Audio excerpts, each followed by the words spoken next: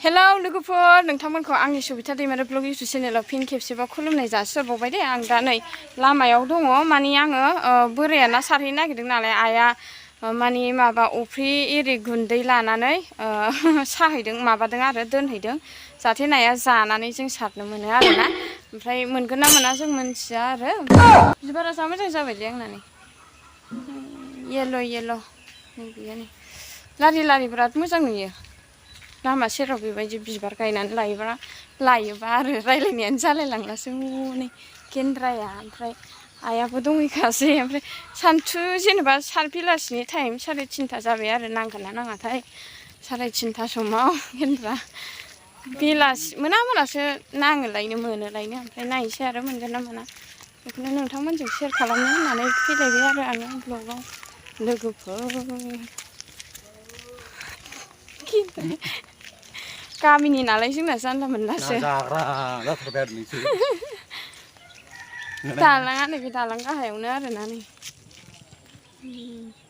बेयावनो जोङो सारगोन आरो मोनगोन ना मोनाथाय आंहा दखानाव थांनोबो टाइम जाबाय मबाइला थल्ल' गलांबाथाय गैला लोगोफोर बबेयाव होदोंथाय नायसै आरो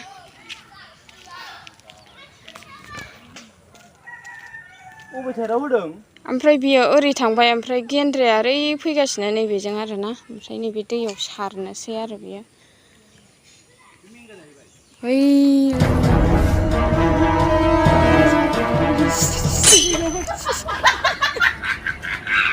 आंनि रायलायनायखौ खोनाहैजोबना नाया खारजोबसिगोन रोबाव थांगोन ना सारग्रायालाय गिदिर जालागाया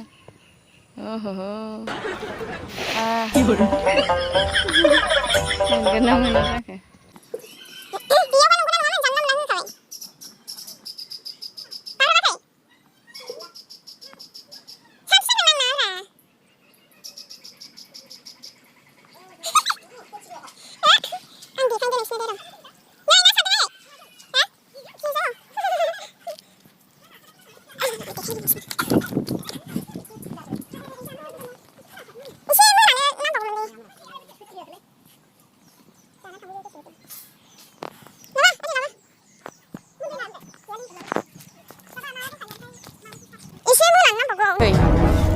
दा सानसु जाखांबाय नांगौ होमबाबो मोनबाय आरो मासे मानै बेयावल' होदों आरो बेयावल' होलै आदारानो जायाखैनै दंबावोमोन एसे आदारा फैबावदोंसो नै दा बेलासियाव बैयाव सारनाय मिथिबाय बैनिखौथ' आं खोन्थानो हानाय नंला ना थेंगोनासो नङा बे यालै एसे मोनानो नांबावगौ बैयाव मोना नोगोर मोननांखायो र' दा मोना होदो आं थांसैलै लोगोफोर दखानावबो थांनांगौ नै 3:30 जालायलांबाय जाला बिदिजों ब्लग लाबोयैया साननै जालायबायना ओमफ्राय दा दैलि ब्लग लाबोनांगौ जायो जोंना ओमफ्राय एसे दिगदार जायोना गोबावजों खेबसे ब्लग लाबोबा ओमफ्राय दा दैलि ब्लग लाबोनो सेस्था खालामसै नोंथांमोनहाबो सापर्ट खालामबाय थादो आंखौ आरोना बिदिनो नोंथांमोनहा सापर्ट खालामबासो जेनेबा मोजां मोनो ब्लग बानायनोबो इन्टारेस्ट मोनो आरो माथो बुंबावनो आंलाय बेनोसै लोगोफोर मेंबायहाय आयै बिबारा मासे मोजां बारखो आंना अन्थाव बाथाव बिबार नै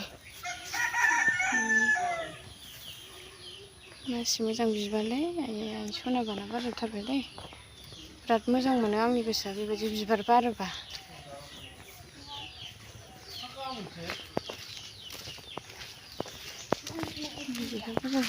अबाव थांनांगौ रांखाथा रानि खाथियाव थांनो आथिङा बिबारा बरिया बिबार ना जोंना ना नै जा मोजां नुयो ओमफ्राय बेबायदिया एसे मा कालार नांगौथाय गोसोमहां माहां गोथांहां माहां कालार दं बांद्राय बेरनो नागिरा साथिया आरो बे येल' कालारा बांसिन साथियो बे लारि नैबेयाव गायना होबावनांगौ होनबानो बिराद मोजां नुसिगोन फांसे गायना होबावनांगौ फैदै अबेनि जेल फुनलायलायथारखो खानायालाय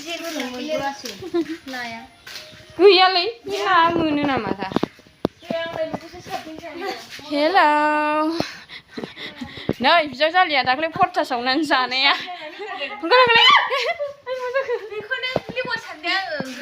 मुसुग्रा मालाय बानायजादों जा साइस जाबाय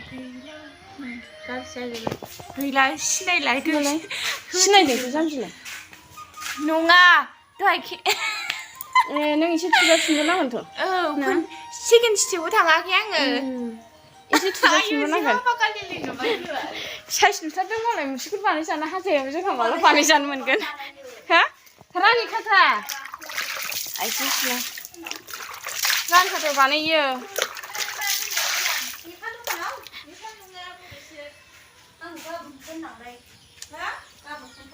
1500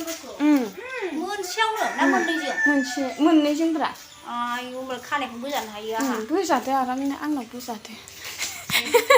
आंनाव खानाय बोजानोसैनो पेसेन्जार सासे मोनदों दादा थांसैलाय दखानाव नोंसोरजों जाला बेबायदि 3:30 बाजे ह गैया गोरजि जाजोब्बाय जोंना न'आ बा दा मुगैसै लोगोफोर आयै माला बानायनो हागोनथाय